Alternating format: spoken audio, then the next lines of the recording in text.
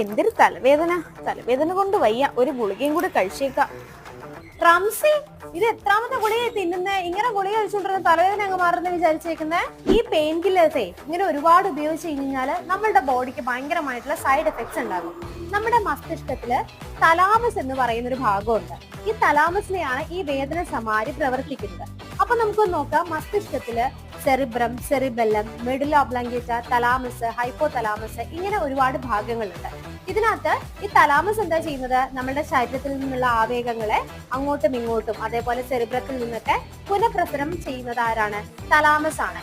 അതുകൊണ്ട് തന്നെ നമ്മളിങ്ങനെ വേദന സമാഹാരികൾ കഴിക്കുന്ന സമയത്ത് ഇത് നമ്മുടെ തലാമസിനെ മരവിപ്പിച്ച് വെക്കുക ചെയ്യുന്നത്. അപ്പൊ നമുക്ക് അങ്ങനെ ഇമ്പൾസ് ഉണ്ടാവില്ല. അങ്ങനെയാണ് നമുക്ക് ആ പെയിൻ റിലീവ് ചെയ്യുന്നത്. അതുകൊണ്ട് ഇതുപോലുള്ള പെയിൻ കില്ലേഴ്സ് ഒരുപാട് ഇനി ഉപയോഗിക്കരുത് കേട്ടോ. അയ്യോ, ഈ പെയിൻ കില്ലർ കഴിക്കുന്നതുകൊണ്ട് ഇത്രയും സൈഡ് എഫക്ട് ഉണ്ടായിരുന്നു. എനിക്കിതൊന്നും അറിയില്ലായിരുന്നു. ഇത് മിസ്സിന്റെ കയ്യിൽ തന്നെ ഇരിക്കട്ടെ. മാത്രമല്ല